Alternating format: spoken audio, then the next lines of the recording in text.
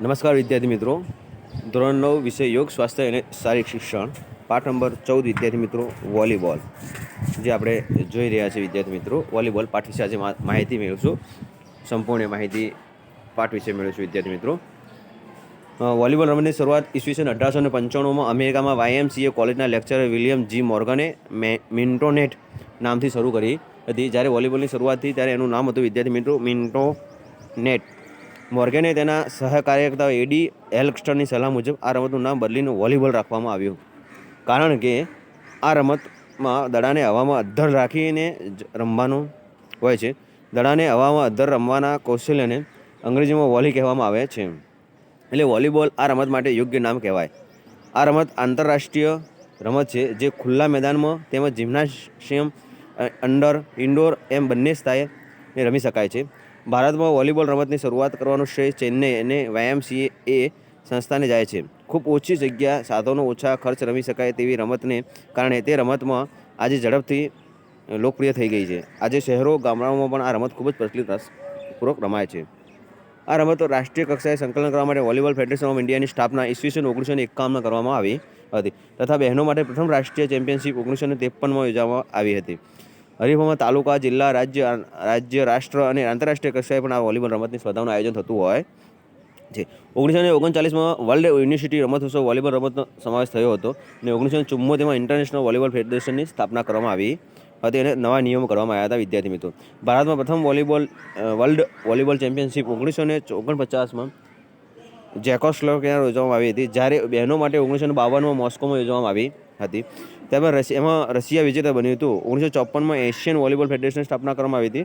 1955માં પ્રથમ Asian volleyball championship જાપાનમાં Tokyo મુકામે યોજવામાં આવી હતી, જેમાં ભારત વિજેતા થયું હતું. વિદ્યાર્થી મિત્રો, વર્તમાન સમયમાં વાત કરીએ તો આંતરરાષ્ટ્રીય સ્તરે પુરુષ વિભાગમાં Brazil, America, Russia, Belgium, Cuba, Japan, ચીન, જ્યારે મહિલા વિભાગમાં અમેરિકા, બ્રાઝિલ, બલ્ગેરિયા, પોલેન્ડ, ચીન, જાપાન અને રશિયા જેવા દેશો વોલીબોલ રમતમાં સારું પ્રભુત્વ ધરાવે છે. ગુજરાતમાં વોલીબોલ રમતમાં ભાઈઓ તેમજ બહેનોને ખૂબ જ લોકપ્રિય છે. શહેરો તથા ગામડાઓમાં વોલીબોલ રમતની સ્પર્ધાઓનું આયોજન થાય છે. ઈસવીસન 2006થી ગુજરાતની મહિલા ટીમ જુદા જુદા વિભાગમાં રાષ્ટ્રીય કક્ષાએ સતત મેડલો મેળવ્યા છે. વોલીબોલના મેદાનની સાધનની માપ વાત કરીએ તો વિદ્યાર્થી મિત્રો, વોલીબોલના મેદાનની વાત કરીએ તો એકદમ સમતળ ખુલ્લું મેદાનની જરૂરિયાત હોય છે અને મેદાનની લંબાઈ 18 મીટર હોય છે, પહોળાઈ 9 મીટર હોય છે. નેટની વાત કરીએ તો વિદ્યાર્થી મિત્રો, રમતમાં નેટ 9.50 મીટરની લંબાઈ જોઈએ, 1 મીટરની પહોળાઈ જોઈએ છે અને 10 બાય 10 સેન્ટીમીટરના એના ચોરસ ખાના હોય છે નેટની અંદર. દર્શક પટ્ટાની વાત કરીએ, સફેદ રંગના 1 મીટર લાંબા અને 5 સેન્ટીમીટર પહોળા નેટ ઉપર બંને બાજુ રેખા અને મધ્યરેખા કાટખૂણે 2 દર્શક પટ્ટાઓ વચ્ચે 9 મીટર અંતરે રહે તેવા રાખવામાં આવે છે, જે નેટનો ભાગરૂપે હોય છે. એન્ટીનાની વાત કરીએ વિદ્યાર્થી મિત્રો, 1.80 મીટર લાંબી, 10 મિલીમીટરનો વ્યાસવાળો ગોળ ફાઇબર ગ્લાસ અથવા તેના જેવા પદાર્થની બનાવટવાળી હોય છે. એન્ટીનાનો ઉપયોગ ભાગ 80 સેન્ટીમીટરનો ઉપરનો જ રહે છે. હવે આપણે વાત જોઈ રહ્યા છીએ વિદ્યાર્થી મિત્રો મેદાનની, તો આપણે જે મેદાન દેખી રહ્યા છીએ અંદર ચિત્રની અંદર, જે મેદાન છે 18 મીટર લંબાઈ, 9 મીટર પહોળાઈની વાત છે. આક્રમણ રેખા, મધ્ય રેખા બધું દર્શાવી રહ્યું છે. થાંભલા કઈ રીતે મૂકવાના છે, બધું આ મેદાનના ચિત્રમાં આપણે જોઈ રહ્યા છીએ. ત્યારબાદ હવે વાત કરીએ તો દડો. વોલીબોલ 4 નંબરનો દડાનો ઉપયોગ થતો હોય છે. દડાનો ઘેરાવો વાત કરીએ તો 65 સેન્ટીમીટર 70 સેન્ટીમીટરનો દડાનો ઘેરાવો હોય છે. દડાનો વજનની વાત કરીએ તો વિદ્યાર્થી મિત્રો 260 ગ્રામથી 280 ગ્રામનો હોય છે. નેટની ઊંચાઈ તો વાત કરીએ વિદ્યાર્થી મિત્રો, પુરુષો માટે 2.43 મીટર છે, સ્ત્રીઓ માટે 2.24 મીટરની ઊંચાઈ હોય છે.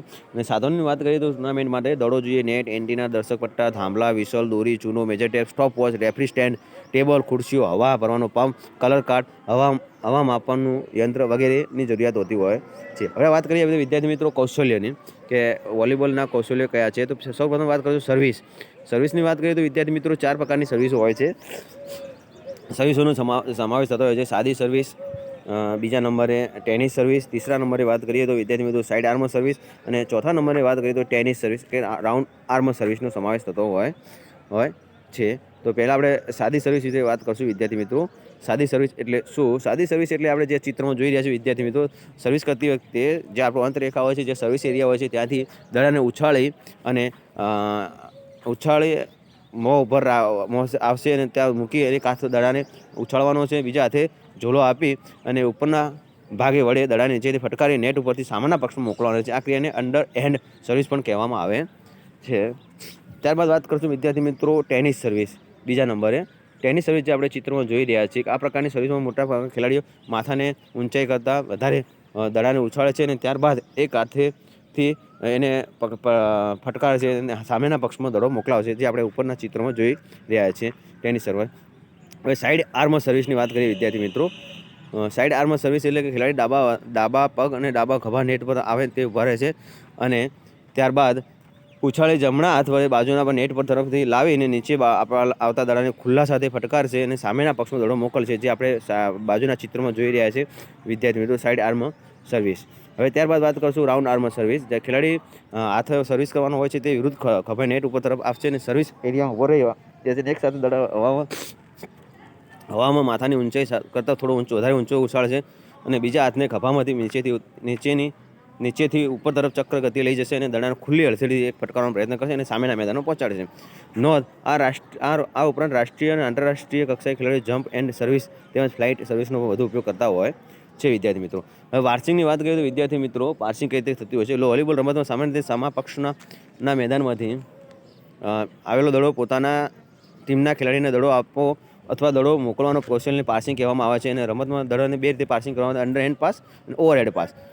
અંડરહેન્ડ પાસની વાત કરીએ તો વિદ્યાર્થી મિત્રો રમત દરમિયાન સામા પક્ષમાંથી આવેલો દડો જ્યારે કમર કરતાં નીચો હોય ત્યારે પાસનો ઉપયોગ કરવામાં આવે છે. આ પાસમાં ખેલાડી બંને પગના ખુલ્લા ઘૂંટણમાંથી સહેજ વળેલા રાખી એક હાથની મુઠ્ઠીવાળા તેનો બીજા હાથની મથડી રાખી અને ટુ હેન્ડ અંડર પાસ કરે છે, જે આપણે ચિત્રમાં જોઈએ અંડરહેન્ડ પાસ.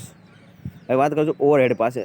રમત દરમિયાન વિદ્યાર્થી પાથાની ઊંચાઈ પરથી દડો આવતો હોય ત્યારે માથા ઉપર બંને પક્ષ હાથના આંગળીઓ વડે રમવાની ક્રિયાને ઓવરહેડ પાસ કહેવામાં આવે છે, જે આપણે ચિત્રમાં જોઈ રહ્યા છીએ વિદ્યાર્થી મિત્રો.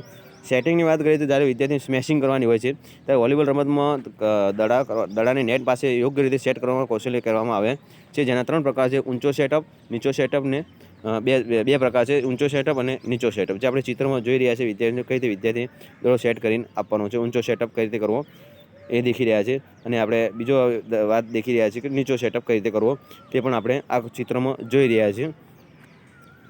તો વિદ્યાર્થી હવે આપણે આગળ વાત સ્મેશિંગ અથવા સ્પાઇકિંગ. નેટ ઉપર સેટ થયા પહેલાં દડાને સ્મેશ જમ્પ લઈ હાથ વડે અથવા વીજળી ગતિથી વિરુદ્ધ પક્ષના ખેલાડી મેદાન ફટકારનો જે સ્મેશિંગ અથવા સ્પાઇકિંગ કહેવામાં આવે છે, જેના 2 પ્રકાર છે: 1 લેગ ટેક ઓફ અને 2 લેગ ટેક ઓફ. અમુક ખેલાડી આપણે આ દેખી રહ્યા છે 1 લેગ ટેક ઉપર થઈ છે, એક પગ પર લેગ લઈને આપણે આવતા હોય છે અને અમુક ખેલાડી 2 પગ ઉપર પણ ટેકો લઈને આપતા હોય. 1 લેગ ટેક એટલે નેટ ઉપર થયેલા દડાને નેટ પર ફટકારની સ્મેશિંગ કરવાની ખેલાડી 2-3 કદમ દૂરથી દોડતો આવી ને એક પગથી કૂદકો લઈ દડાને મજબૂત હાથથી ફટકારતો હોય છે, જેને સ્મેશિંગ કરવામાં આવતી હોય છે. ત્યારબાદ 2 લેગ એટલે કે નેટ ઉપર સેટ થયેલા દડાને સ્મેશિંગ માટે ખેલાડી બંને પગના પંજા ભેગા કરીને જમ્પ લેતો હોય છે અને જમ્પ લઈ અને સામેના મેદાનમાં ફટકારતો હોય છે, તેને આપણે 2 લેગ ટેક ઓફ કહીએ છીએ. સ્પેસિફિક બ્લોકિંગની વાત કરીએ, સામેનો ખેલાડી જ્યારે વોલીબોલ જ્યારે વિદ્યાર્થી સેટ કરીને જ્યારે પોતે ખેલાડી સ્મેશિંગ કરી રહ્યો છે ત્યારે હમણાં ખેલાડીએ બ્લોકિંગ કરતા હોય છે કે ભાઈ દડાને સામેના ખેલાડીને બ્લોક કરવાનો પ્રયત્ન કરતા હોય છે. તો બ્લોક 3 પ્રકારના હોય છે: 1 મેન બ્લોક, 2 મેન બ્લોક અને 3 મેન બ્લોક. વાત કરીએ તો વિદ્યાર્થી આપણે ચિત્રમાં જોઈ રહ્યા છીએ કે 1 મેન બ્લોક, 2 મેન બ્લોક અને 3 મેન બ્લોકના આપણે દેખી રહ્યા છીએ વિદ્યાર્થી મિત્રો. ત્યારબાદ વાત કરશું વિદ્યાર્થી મિત્રો 1 લેગ બ્લોક એટલે શું? સામા પક્ષના સ્મેશ થયાના દડાને એક ખેલાડી પોતાના 2 હાથ વચ્ચે ઊંચા કરી નેટ ઉપરથી રોકવાનો પ્રયત્ન કરશે. 2 મેન બ્લોક એટલે કે બે ખેલાડીઓ સામેના પક્ષના ખેલાડીને સ્મેશ કરે ત્યારે 2 ખેલાડીઓ રોકવાનો પ્રયત્ન કરશે. 3 મેન બ્લોક એટલે કે 3 ખેલાડીઓ થઈને સામેના પક્ષનો ખેલાડી સ્મેશ કર્યો ત્યારે રોકવાનો પ્રયત્ન કરશે. નેટ રિકવરી, જ્યારે કોઈ પણ ખેલાડી નેટ પર દડો કૌશલ્ય રિકવરી કરતો હોય છે કે નેટ પાસેનો આગળનો ખેલાડી નેટમાં અથડાતા દડાને ઉપાડવા માટે તૈયાર રહેવું જોઈએ. નેટમાં અથડાયેલો દડો નીચે પડે તે પહેલાં બીજા સ્પર્શ વડે તેને પોતાના મેદાન ઊંચું અથવા સામા પક્ષનું મેદાન પહોંચવાનો પ્રયત્ન કરશે, જે આપણે જોઈ રહ્યા છીએ કે નેટને રિકવર કઈ રીતે કરવું.